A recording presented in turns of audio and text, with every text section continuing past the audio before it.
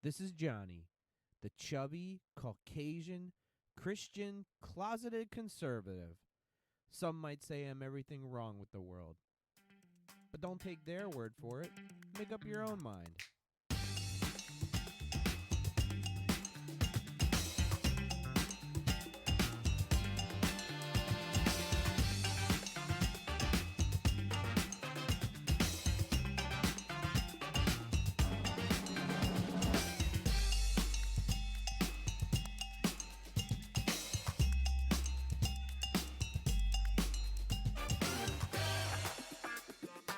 This is Johnny, and welcome to episode 1 of the chubby, Caucasian, Christian, closeted conservative. When I first started brainstorming ideas for my very first episode, I made a priorities list. My priorities list are as follows: Christ, community, country. Let me just break each one of these down for you a little bit. My relationship with my Lord Jesus Christ is the most important thing to me.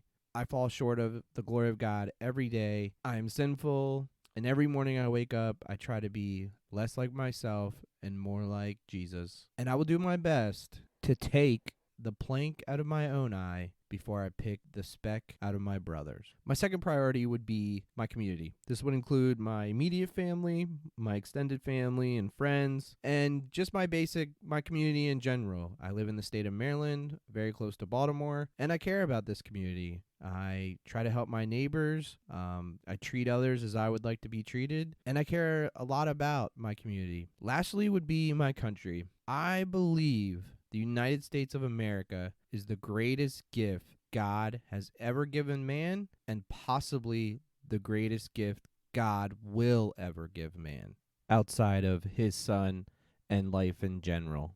So for my very first segment of Chew the Fat, I thought I would base it off of my most important priority, which would revolve around the Lord. I believe that this country is falling further and further and further away from our Judeo-Christian foundations, the ideals and principles that this country was based off of. One reason that I think could be argued why this country has been so successful is because there were Judeo-Christian ideals and beliefs in the very foundation of this country. But one thing that I have started to notice is that this disconnection and backsliding of our Judeo-Christian foundation is beginning to pick up speed. Currently, judging someone, harassing someone because of their faith might be the most publicly and socially accepted form of harassment and prejudice in this country. Maybe not in the entire country, but specifically in the area I live, Maryland, very close to Baltimore. It's much more socially acceptable to judge someone based off of their beliefs than, let's say, their hair, clothing, vehicles. By far, judging someone on their religious beliefs, values, morals, judging someone and treating someone differently because of that is much more acceptable than any other form of prejudice, and probably would have the least amount of consequences, if any, as long as those morals, ethics, and beliefs contradict the widely accepted secular principles and ideals. More recently, this backsliding from our Judeo-Christian fundamentals, this idea of singling out those of faith, I believe it's gaining momentum, and I am noticing a snowball effect. And I think, not currently, but maybe in the next few decades, that this will be an issue in this country. Religious freedom and being able to practice your own beliefs. I know some might think that it's very hard. It takes a long time for things to change in this country. And I would have to disagree with you. Yes, funding, laws, negotiations with other countries, that it does take forever. But our culture, things that are accepted, changes rather quickly. Just think about clothing and hairstyles, things that are cool, things that are not cool. It happens very quick. Something that was cool is not cool. When I was growing up, jean shorts were cool, cargo shorts were cool, tie-dye was cool, and I have to admit that I still have a few pairs of these, and I rock them. I think that they're kind of cool. But what is accepted by our culture, it changes very, very, very quickly. And I'm starting to see a snowball effect where it's becoming more and more accepted to judge and make fun of Christians. And let me just break this down for you. I have a couple of personal examples and then public and political examples. I took a mythology class in college. The class was awesome. One of my top 5 classes I've ever taken in my entire life. And I took a scuba class in college. This class was just awesome. We started with Mayan myth and we worked all the way up to Greco-Roman cultures and myths, and we compared and contrasted, and it was very interesting. We had a textbook that we followed all through the class, and with about 2 or 3 weeks left in the class, we finished the book. And I remember there were some murmurs about, what are we going to do now? Like, is he going to just kind of let us go for the last week of the semester? What's going to happen? And the professor came in, and the professor did something very interesting. The professor started breaking down stories from the Old and New Testament of the Bible and referring to them as myths. Now, this is not what offended me. I know there are people out there who don't have the same beliefs as me, and the best I can do is love on them and have discussions with them, and hopefully we can come to some middle ground where we are accepting of each other and polite with each other. So someone saying that Christianity is a myth, it doesn't really offend me. I'd like to think I'm a pretty open-minded Christian, and the fact that it was accepted at this time to call Christianity a myth, I think this backs up my opinion more of this snowball effect. If you might have done this in 50s, 60s, 70s, just a few decades prior, someone might have said something. I didn't say anything. I didn't say anything to the professor. I didn't report him to the school. I didn't say anything to anyone in the class. In fact, I encouraged individuals who were history minors and majors to take this class. So I'll be honest, it slightly rubbed me the wrong way, but it didn't cause any anger. In fact, him considering this a myth helped me grow in my faith. There were very few grades within the class, and the majority of them came from your final paper, and we were reminded about our final paper all throughout the semester that we were going to have to take different cultures and myths and compare and contrast different story types, different figures, different gods, and it's very interesting when you start that conversation. There are different cultures and different mythological creatures that overlap with others and kind of build on others and are similar to others in other ways. And some of the most interesting things is the cultures that didn't interact with the other ones that had similar ideals, principles, gods, deities, ideals of afterlife and stuff like that. It was all very interesting. If you're any sort of history buff, I would encourage you to look into this. Once you get going, it's hard to stop. So for my final paper, I picked the creation story of just about every myth that we had discussed in the class. And I included Christianity in it. And I will say, as I was comparing and contrasting these myths and beliefs, that there was something significantly different about the Christian creation story that none of the other cultures, beliefs, or myths had. My God created man in his own image. All the other cultures and myths for the most part, man is just a nuisance. Some of them, man is a accident, happens by accident. Other ones, man is a slave. Man is created just to worship them, just to serve them. And all in all is just an all-around irritation or little plaything. And I included this argument in my paper. But one thing that did start to make my blood boil and irritated me about the class was that the professor did have an agenda. No other current belief, culture, /myth, whatever you want to call it, was involved in the class. Buddhism, Hinduism, Muslim, Judaism, nothing. None of that. Just Christianity was singled out. And it was accepted. It was accepted. It was socially acceptable, and it was accepted by the school. So that's just one example from my personal life that I think kind of shows the snowball effect. I'm going to broaden out here a little bit and move on to two discussions that our country continues to have. I see this trend through this country, and I'd like to do another episode about this, where a topic is brought up as being non-PC or offensive, and it's talked about and then kind of fades away. And then whenever some sort of tragedy or some type of scandal happens, and these topics are revisited, they most recently just happened with the Washington football team. There's two topics that repeatedly come up, once a year, once every other year, and this is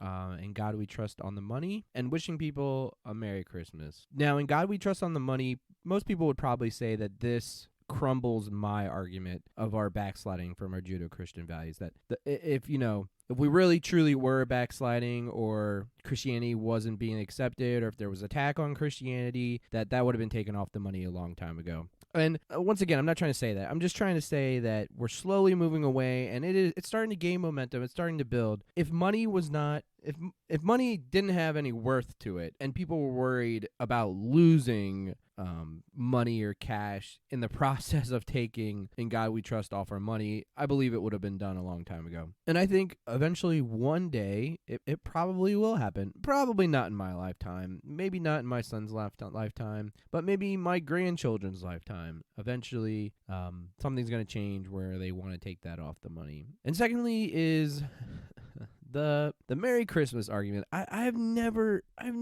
understood the Merry Christmas argument. Am I narrow-minded? Am I offending you? It's just a greeting, isn't it? It's like similar to saying good morning to someone. I used to work nights, and I would come home in the morning and go to bed, and I would tell people good night. When people said good morning to me, I wasn't like, hey, I'm going to bed. I've been up all night. No, I just said good morning back. And in a society where we're supposed to be accepting of everything, just saying Merry Christmas and you getting offended doesn't seem very accepting. I have to watch all of my pronouns without even really knowing the rules, just doing the best that I can to get by. But Merry Christmas is one of the most offensive things you can say in this country. Am I racist if I wish you a Merry Christmas? I don't think I would be offended if someone wished me a Happy Hanukkah or Happy Kwanzaa. Or I'm not even offended when someone says Happy Holidays. I'd be like, oh, Merry Christmas, thank you. But as you can see, this is already not socially acceptable. When I've had jobs in the past where in the manual during around the holiday season, we were brought in and said, you can't wish people a Merry Christmas. Now, how close are we from saying it's not politically correct? You might kind of sort of offend somebody, so don't wish anybody a Merry Christmas, to saying if you wish someone a Merry Christmas, you're going to lose your job. Or if you wish someone a Merry Christmas, people can press charges against you for hate crime. Now, again, I don't think Christianity is under a massive attack in this country. There are people who hate all types of religions, but attempting to have an all-inclusive culture, a culture that's accepting of anybody and anything for any reason, there are certain things that don't really seem so offensive that for some reason we find offensive, like wishing someone a Merry Christmas. Now, one thing I did notice was during this COVID time, I think we came very close to losing our freedom of religion. Now, before you laugh me out of the room, allow me to explain. In my state, churches had limited capacity, and in fact, I think my church went even below the allowed number. I'm not a science denier by any part. I understand if we want to stop the spread of COVID, that certain sacrifices need to be made, and that church is a possible way that we could spread COVID. I understand. I completely understand. I wanted to stop the spread of COVID, and I was willing to make that sacrifice of not going to church. And in fact, like I said, I think my church we even closed down for a little bit. And if you are a Christian or any other individual of faith, I really think that we all have to thank Congressman Morgan Griffith. I'm looking at an article right now of Morgan Griffith calls on Virginia Governor Ralph Northam to reopen churches. And I think individuals like this, congressmen and congresswomen like this, even though he did this super early, this was in May. I mean, the pandemic is just starting. Even though he did this super early, he decided to ask the governor, hey, when our church is going to be permitted to resume worship services under the guidelines that allow other functions deemed essential to stay open. It's a very valid question. Just making sure that this thing doesn't fall on the back burner and just get forgotten about. He says, hey, when are they going to reopen? And if you are an individual of faith, I would like you just to ask yourself, how close really were we to losing our religious freedom in America because of COVID? I don't think it was very likely, but there was a slim chance, and it's kind of scary when you start thinking about it. and people of faith, we should vote for and want leaders similar to Morgan Griffith of Virginia. But the worst part about it is there are people out there, believers, that this guy stood up for. People of faith, he stood up and said, hey, when are we going to be allowed to go back to church? I think this is important. There are people out there, believers, who will not vote for him because he has an R next to his name. Did you catch me? Because he has an R next to his name. And if you are voting just by party lines and have never heard of Congressman Morgan Griffith, and you are a believer, you really need to do more research on your elected officials. You need to do more research before you go to the ballot box. So people like Morgan Griffith are fighting for religious freedoms, making sure that they're not taken away from us. You and I are going out of our way to have limited contact with family, friends, doing our best to prevent the spread of COVID, when in fact there was a double standard going on with many, many officials. And I don't want to get too political here, so I'm going to stick with someone who's still in the spotlight, but hopefully we all can agree that it's slightly hypocritical. And the individual I'd like to focus on is the quarterback of the Washington football team, Dwayne Haskins. Dwayne Haskins violated COVID protocol to participate in an activity that I think the majority of us would consider non-essential. And even if you're not a sports fan and you haven't heard this story or someone else in the public eye who did something similar, I really think you have to question, and I think this makes a great argument for how close we came to losing some freedoms during this COVID time. And it shows specifically where freedom of religion and the freedom to practice religion falls on our culture's priority list. So let me tell you a little bit about this Dwayne Haskins story. I'm looking at two articles here that were written of December 21st through 25th of 2020. December 20th, Dwayne Haskins of the Washington football team broke COVID protocol. December 20th, that was Sunday, December 20th, my wife and I and son sat in our living room and watched our pastor preach to an empty sanctuary because they didn't want to hold services, because they didn't want to risk the spread of COVID. Anybody out there? Anybody at all? Does anybody remember or know or was ever told what Dwayne Haskins was doing when he broke COVID protocol? Now, one of these articles that I'm looking at was released December 23rd from the NFL, and the other one was released December 22nd by NBC News. So while I was home trying to stop the spread of COVID by giving up my right to worship, Dwayne Haskins was breaking COVID protocol that night, December 20th, 2020. That night, Dwayne Haskins broke COVID protocol to go to, that's right, a strip club. My church was closed. Our pastor preached to an empty sanctuary. My wife and child and I stayed home, gave up our freedom of religion for that day, gave up the right to go to church for that day. And Dwayne Haskins is at a strip club, but I'm sure everybody was clothed, wearing masks. Everybody was 6 feet apart. He was probably using one of those garbage picker upper stretch arm things to place dollar bills in the stripper's pants. I'm sure there was no physical contact at all. Everybody had masks on. They were probably only there briefly. And this was downplayed in the media so much. Any believer out there, most likely stayed home from church this day or this week, whenever your Sabbath is, most likely stayed home and did not assemble with their congregation, and Dwayne Haskins was out getting a lap dance. Now, yes, he was punished. He was fined $40K, which apparently is like half of his weekly salary. So I'm assuming he didn't have any trouble putting food on the table and gas in the tank. So this man just got a slap on the wrist for participating in an activity that I think some of us could argue is not a necessity nor essential. He's also stripped of his captainship, and the coach, Ron Rivera, came to his rescue, said he's one of us, that he knows he made a mistake. I really appreciate the way they supported him. But this was not his first act of it, people. He should have learned. Previously, he invited a friend to stay at the hotel where the team was staying at. Now, luckily, this was found before the friend got there, but the fact that you gave up your right to assembly that day and Dwayne Haskins was breaking COVID protocol all over the place. Churches were talked about as being super spreaders, but strip clubs were allowed to be open. And this is an example of the way that this country is headed in. We're eventually going to come to a place where it is not socially acceptable to gather. The Bible talks about it. It's not going to be socially acceptable to gather and worship and preach But strip clubs will always be open. They will never be frowned upon. They will never be discouraged. It is not socially acceptable to judge people or criticize people who go to strip clubs. It's just not. So my final argument for this topic involves a Pew Research article that I found. It's a very interesting article. And this article, this Pew Research study,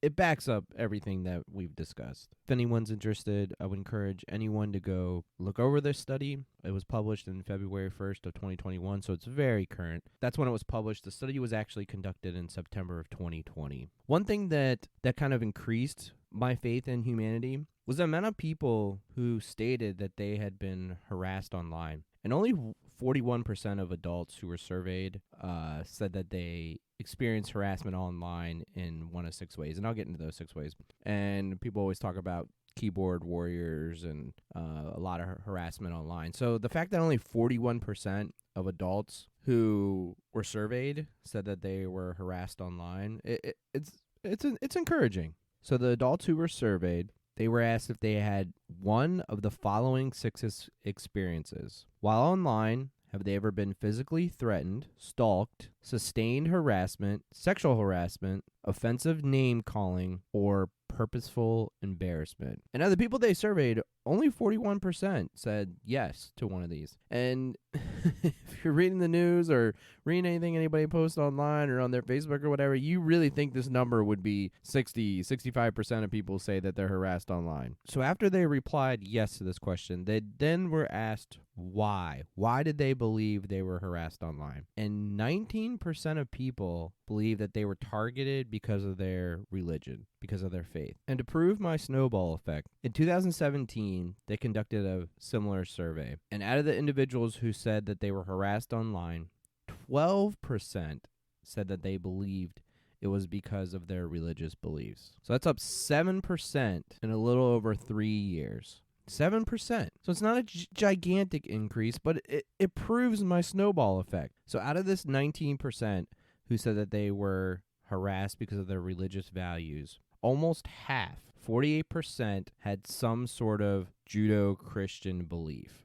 48%. That's almost half. So the other half would be agnostic, atheist, unaffiliated, nothing in particular, Buddhist, Hindu, Muslim. That all of those make up the other half, make up the 52%. Another thing that's interesting is that this study refers to another study that they conducted in 2014. In that study, they found that about 1 in 5 Americans share their faith online. The other 4 are believers, but they don't feel comfortable sharing their faith online because of cyberbullying or harassment. And my favorite part about this study is towards the end, the last third of it. In the study, they state there's not a significant difference in this question by race and ethnicity. So there's not a significant difference. But then they go on to talk about the differences, even though they had started off by saying that they're very minute. So this has been Johnny, chewing the fat. We're going to take a short break. And when we come back, we're going to talk a little bit about GDP. But in the meantime, here's a joke from your former President of the United States, Ronald Reagan. Story of a realtor who was out driving on a back road on his way to look at some property and suddenly noticed down beside him was a chicken keeping pace with him, and he was doing 60 miles an hour. And suddenly the chicken spurted out ahead of him, and it looked to him as if the chicken had 3 legs. And then it turned and went down a sign road and into a barnyard, and the driver turned down that lane, drove into the barnyard. There was a farmer there, and he asked him, he said, "Did you see a chicken go by here?" And the farmer said, "Yep." He says, "Did it have 3 legs?" And the farmer says, "Yep. I raise them that way. I breed them." He says, "You do?" He said, how come? Well, he said, "I just love the drumstick, and Ma always liked the drumstick, and now Junior's come along, and he likes it, and we just got tired of fighting over it. So I've been breeding 3-legged chickens." And the driver said, "Well, how do they taste?" He says, "I don't know. I haven't been able to catch one yet." I'd like to move on to a segment that I call Cut the Fat. In this segment, I'd like to cut the fat and get right to the facts. The GDP seems to be a good standard for how the U.S. economy is doing at a certain time. I thought this would be a great place to start for my very first episode. GDP stands for Gross Domestic Product. It is the value of goods and services produced by a nation's economy, less the value of goods and services used up in production. GDP is also equal to the sum of personal consumption, expenditures, gross private domestic investments, net exports of goods and services, and government consumption. I'm using the real GDP, and this does include estimated adjustments for inflation. All of this information I got from the Bureau of Economic Analysis. When you talk about the GDP, the numbers are in billions of trillions of dollars, and you get a little lost in the zeros. So what they end up doing is they end up breaking it down by percentage of growth. So I went back 75 years, all the way back to Harry S. Truman, and I took all the data from the Bureau of Economic Analysis and I put it in a spreadsheet. And you can do this yourself. You can go on the website, Bureau of Economic Analysis, and you can actually download the information in Excel format. So the GDP is released quarterly. And over the past 75 years, we've had 295 quarters of GDP. Now, I know you're breaking out the calculator right now. 75 years released quarterly, that's not 295. So let me just clear this up right now. This is 2021. We have yet to receive a GDP, so that takes away 4. And in 1947, the first quarter of 1947, for some reason it's not listed on the Bureau of Economics website. Prior to the first quarter in 1947, they started releasing the GDP yearly, or it's recorded on their yearly. So I hope 295 quarters is enough to make some assumptions, some statements, kind of come to some conclusions. So I took all of this data and I found the top 10 best GDP growth, the bottom 10, the worst 10 GDP growth, and then I found this standard 2 to 3%. During my research, economists say that the perfect GDP growth is between this 2 and 3%. And for this discussion, I included that 2 and 3% area. And that's pretty widely accepted. I found a number of articles that everybody agrees that a GDP too high can create inflation. Negative GDP or low GDP shows very little growth, and a steady incline of this 2 to 3%, which I've been referring to as the standard, is that perfect range that we're looking for. So the next thing that you have to begin to talk about then is how much influence does the president and their policies have on the GDP? And it appears that no one really fully agrees with this. In fact, it depends on when and where you read some of these articles or find some of this research or information where they contribute it to the president of that time. From everything I've read, it appears that it's a mix of things. However, the research that I've done and the data that I have, there is a commonality between Republican and Democratic presidents. Now, before we get to my data, I'd like to just go over 5 articles from the most trusted name in news, CNN, and just discuss their opinion on whether the president can or cannot affect the GDP. So back on April 15th, 2019, CNN Business wrote an article, 4 Ways Trump's Tax Cuts Change the American Economy. In this article, they talk a lot about his tax plan to cut taxes. They make a lot of assumptions that it's hard to predict what it's going to happen in the future, but then they go on to make those predictions. They kind of cover their tails by saying, hey, we don't really know what's going to happen, but this is a possibility. And let me tell you what, as always, CNN is not really fair to a conservative president. They compare some of the numbers to the Great Recession. They state that it will only lead to a short-term economic boost and that it is slowly fading. They also predict that in 2019, towards the end of 2019, that the GDP will not grow, it will decline 2.1%, between 2.1% and 2.3%. They're incorrect in this. This did not end up happening. In fact, 2019 was one of Trump's best years. If we look at the standard. If we're looking for the standard, he hits it 3 out of the 4 quarters in 2019. Towards the end of 2019, both of them are in that standard. The third quarter is 2.6 and the fourth quarter is 2.4. This article does, if you read between the lines, this article does say that these Trump tax cuts and his policies can affect the GDP. They're just foreseeing it affected negatively. The next article was published Wednesday, January 29th, 2020 from CNN Business. While this article was published, I just want everybody to keep in mind that COVID was just starting to poke its head out. This article goes on to kind of bash Trump's end of 2019.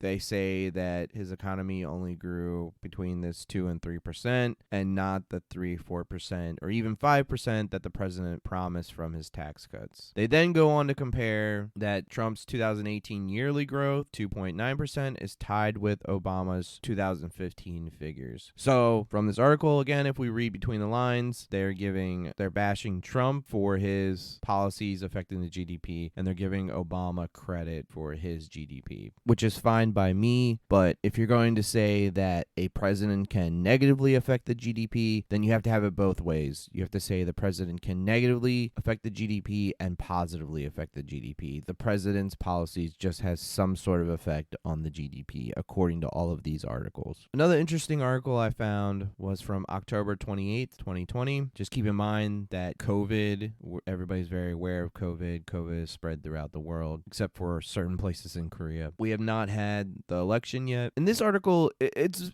very interesting. If anybody ever has time, this article was published October 28th, 2020 by the most trusted name in news, CNN Business. And the article is all about America's economy, and the title is "These 10 Charts Show How the Economy Performed Under Trump versus Prior Presidents." And this article is very interesting. They show a lot of graphs and go over a lot of numbers. The only thing that this article never states is that I don't believe these comparisons are fair. None of the other previous 5 presidents that they include on this graph went through a pandemic, and they compare all 8 years of the others presidents to Trump's 4. Now, if you look just prior to COVID, it looks like Trump's going to match Reagan's and definitely overshoot Obama's in a lot of these places. This article is very interesting, though, because it talks about unemployment, median income, and it blames Trump for all of these. So again, if you read between the lines, the most trusted name in news, again, kind of blames a president for the economy and the GDP. They go on to say that in January of 2017, the overall gross domestic product was growing around 2.5% a year. Fortunately for Trump, the growth has continued from there. So they're giving the prior administration credit for Trump's economy. Another article was published just a few days after, October 29th, 2020. President Donald Trump was quick to celebrate the GDP numbers just announced, biggest and best in the history of our country, and not even close. Next year will be fantastic. He posted this on Twitter. So glad this great GDP number came out before November 3rd. So what happened was in the first quarter of 2020 and the second quarter, we took a drastic decline in GDP because of COVID. And then in September 30th, we had the largest GDP growth ever. Nothing else ever comes close to it. And in September, we shot back up to 33.4%. The highest GDP growth after the 33.4% came in 1966, and it was 16.7%. So like I said, nothing has ever come close to 33.4. But this does show a type of V-shaped recovery. And this CNN article does say something that I agree with. A big reason the U.S. posted record GDP this quarter is because there was a record decline in the previous quarter. And the final article that I have is from Tuesday, March 16th, 2021. Biden's stimulus will keep America's economy humming for years, Goldman Sachs predicts. Do I have to read anymore, or is that enough for everybody? Joe Biden's $1.9 trillion economic rescue is so massive that economists are making up their growth forecasts for not just this year, but next as well. Goldman Sachs predicts the U.S. economy will rebound sharply from the pandemic, registering registering China-like GDP growth of 7% on a full-year basis in 2021. This would be the fastest pace for the United States 1984 under Ronald Reagan, according to the St. Louis Federal Reserve. So again, we're giving GDP credit to Joe Biden. So let's talk a little bit about the data that I received. One thing that I hope we all can agree on is that in the last 75 years, the average quarterly growth in GDP is 3.16%. That's pretty good. That's very close to that 2-3% range that we're looking at, that economists say we're looking for. Donald Trump's average GDP growth during his 4 years was 1.9624. Barack Obama's was 1.44. George W. Bush was 2.5. Bill Clinton was 3.8. Now, one thing that I will say is when you're going back 75 years, Republicans, their average for the time they're in office, he is very close to that standard that we're looking for. When we get back to Lyndon B. Johnson and John F. Kennedy, they're both averages in the 5%. Dwight Eisenhower again gets down to that 3%, 2.6. And then Harry S. Truman again is 4.8. The only Democratic president in the last 75 years to get close to this standard was Jimmy Carter. Under his presidency, the average economic growth, the average GDP growth for his entire presidency is 3.31%. It's pretty good.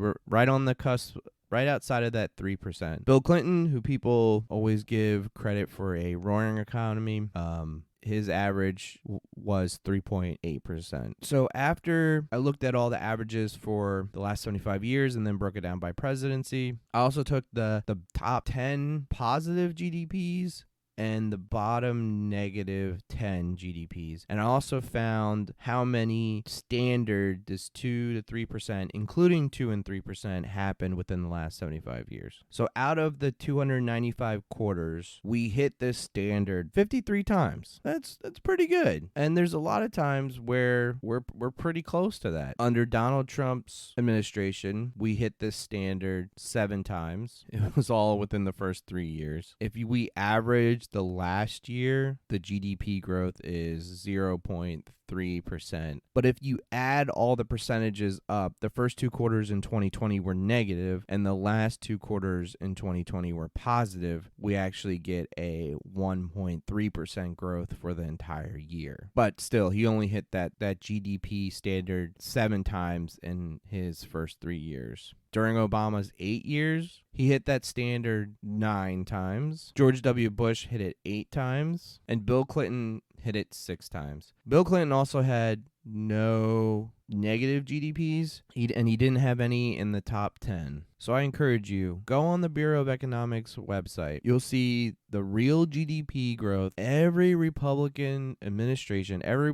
Republican president is either inside that standard 2 to 3% growth, or they're at the door looking in. Ronald Reagan, I think, was the furthest away from it, the furthest Republican administration within the last 75 years that was the furthest away from it, and he was only off by 0.6%. When you start looking at some of the Democratic presidents, especially like Lyndon B. Johnson and John F. Kennedy, Lyndon B. Johnson and John F. Kennedy are away from that standard by 3%. Harry S. Truman is off by almost 2%. Bill Clinton is off by almost 1%. It's 0.8%. Obama is close as well. He's 0.6% off. And Donald Trump is only 0.1% away from that 2 to 3% range we're looking for.